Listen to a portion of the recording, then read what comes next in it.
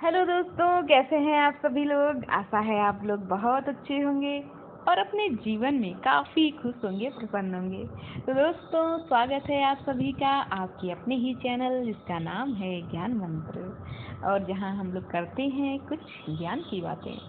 प्यारे दोस्तों, आज की संपादकीय लेकर मैं प्रस्तुत हूँ, और आज की संपादकीय का जो टॉपिक है, इतिहास को राजनीति से बचाएं। तो आजकल यह जो मामला है काफ़ी चर्चा में है कि इतिहास से कुछ ऐसे टॉपिक हैं जिन्हें हटाया गया है। जैसे मुगल काल का जो चैप्टर है उसे, और कुछ और चैप्टर हैं जिन्हें हटाया गया है।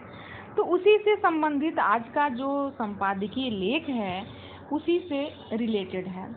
तो देखते हैं आज का संपादकीय लेख क्या कुछ कहना चाह रहा है और हमें क्या कुछ नई जानकारी मिलती है। चलिए स्टार्ट करते हैं।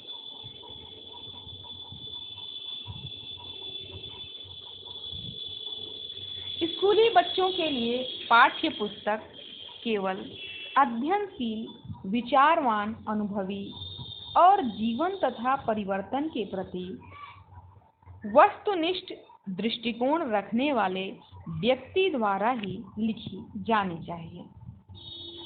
राजनीति या राजनीतिक प्रतिबद्धता वाले लोग भले ही शैक्षिक पदों पर विद्यमान हों, उच्च श्रेणी का शोध कर रहे हों, पाठ्य पुस्तक लिखने से उनका दूर रहना ही राष्ट्र हित में होगा।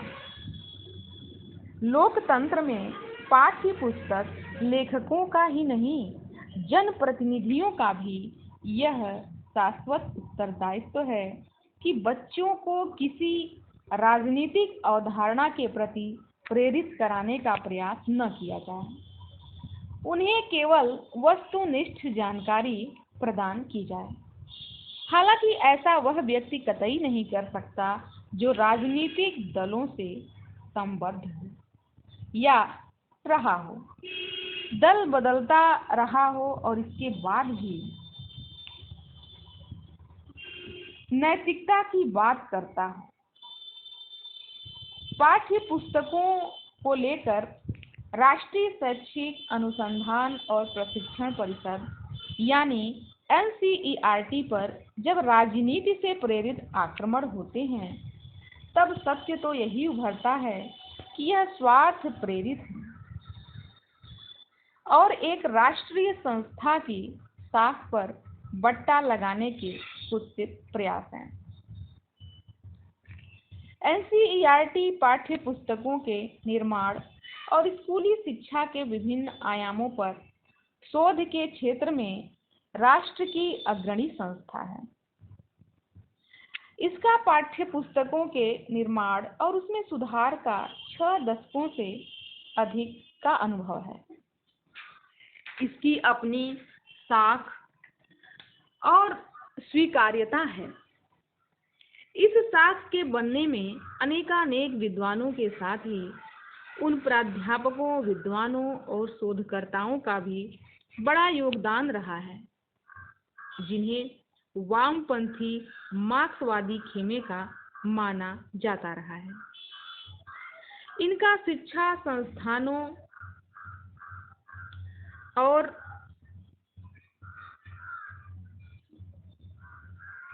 उनके सभी कार्यकलापों और नियुक्तियों तक पर 4 दशक से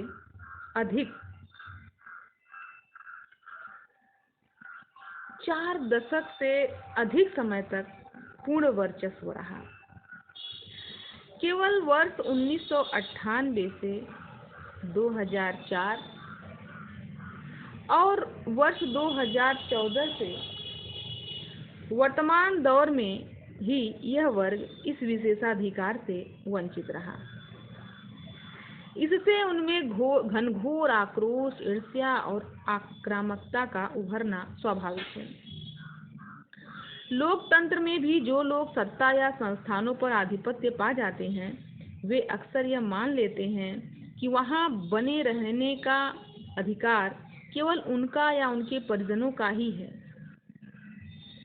जिन लेखकों की पुस्तकें 2-3 दशक से देश के स्कूलों में चल रही थीं, वे इस संभावना से ही उत्तेजित हो गए कि कोई अन्य लोग उनका जो स्थान है उसको ग्रहण करेंगे।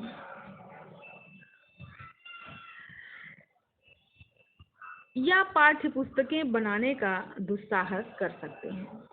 आज एनसीईआरटी की पुस्तकों से कुछ अंश हटाने को लेकर कुछ विद्वानों ने अपनी नाराजगी जाहिर की है। अवार्ड वापसी की जानी पहचानी तर्ज पर कहा है कि उनके नाम इन पाठ्य पुस्तकों से हटा दिए जाएं। संभव है ये लोग वह मानदेय भी वापस कर दें जो एनसीईआरटी से प्राप्त किया होगा। एनसीईआरटी को इसका अनुरोध तुरंत स्वीकार कर लेना चाहिए।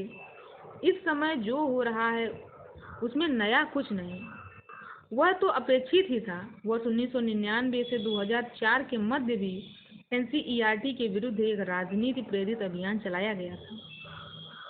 पुस्तकों में बदलाव से पहले पाठ्यचर्या बनाना, फिर पाठ्यक्रम और फिर पुस्तक निर्माण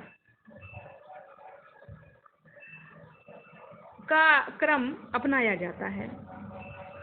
28 सितंबर 2001 को दिल्ली विधानसभा में एनसीईआरटी के विरुद्ध एक प्रस्ताव पास किया गया कि उसकी नई पुस्तक में गुरु तेग बहादुर साहब के संबंध में जो अत्यंत अपमानजनक तथा आधारहीन वर्णन है उसे तुरंत हटा दिया जाए।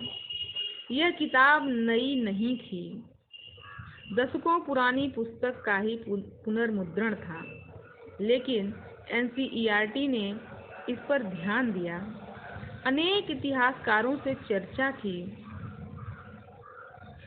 और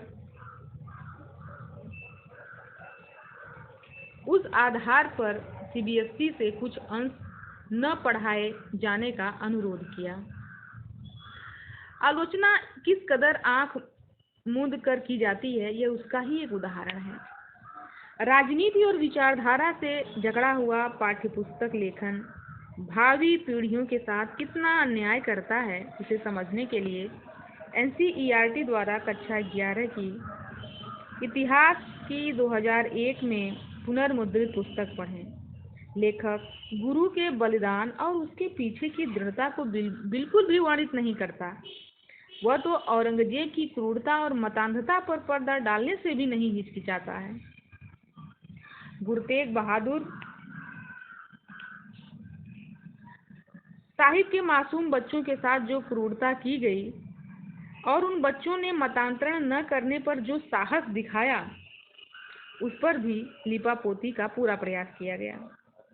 मई 2004 के बाद यही पुराने पुस्तकें वापस लाई गईं, नई सारी की सारी हटा दी गईं। यह कैसी विडंबना है कि स्वतंत्र भारत के 75 साल पूरे होने के बाद ही गुरु तेग बहादुर साहब का और उनके सपूतों को ठीक ढंग से पहचाना गया और वीर बाल दिवस मनाने की परंपरा प्रारंभ की गई।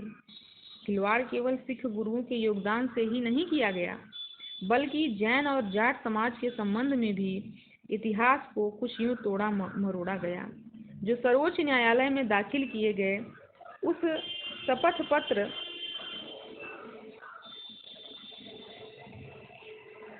की याद दिलाता है, जिसमें राम के अस्तित्व को पूरी तरह नकार दिया गया था।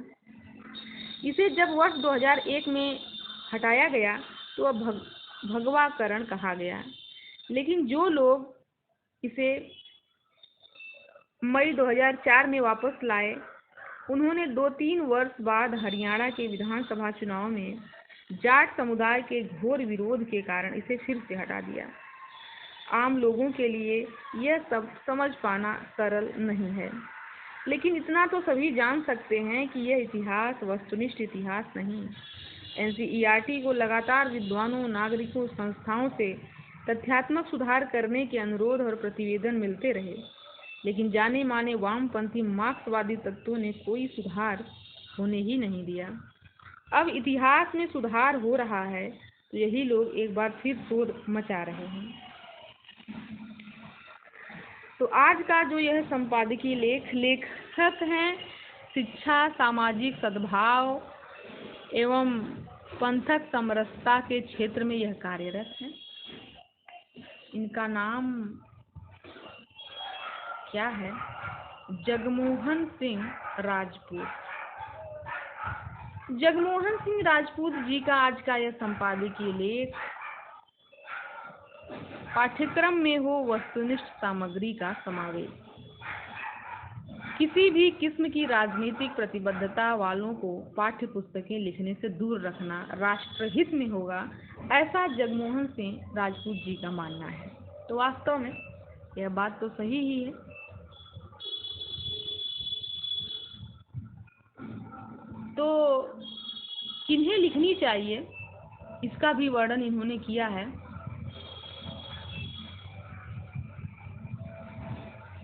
इन्होंने कहा है कि पाठ्य पुस्तक केवल अध्ययनशील, विचारवान, अनुभवी और जीवन तथा परिवर्तन के प्रति वस्तुनिष्ठ दृष्टिकोण रखने वाले व्यक्ति द्वारा ही लिखी जानी चाहिए। तो आज का संपादकीय लेख वर्तमान में चर्चित जो मुगल काल और तमाम ऐसे टॉपिक हटाने के बाद जो विरोध हो रहा है उसी से संबंधित था, जिसका इन्होंने विरोध किया है। और इनका मानना ये है कि यदि परिवर्तन अच्छे के लिए हो रहा है तो उसका विरोध नहीं करना चाहिए। कुछ बेहतर यदि हो सकता है तो उसमें और सहयोग करना चाहिए। तो दोस्तों, आज का यह संपादकीय लेख काफ़ी अच्छा रहा। बहुत कुछ जानकारी हमें आज के इस संपादकीय लेख से प्राप्त हुई। तो आज के संपादकीय लेख को हम यहीं समाप्त करते हैं। मिलते हैं नए संपादकीय लेख में नए वीडियो के साथ। तब तक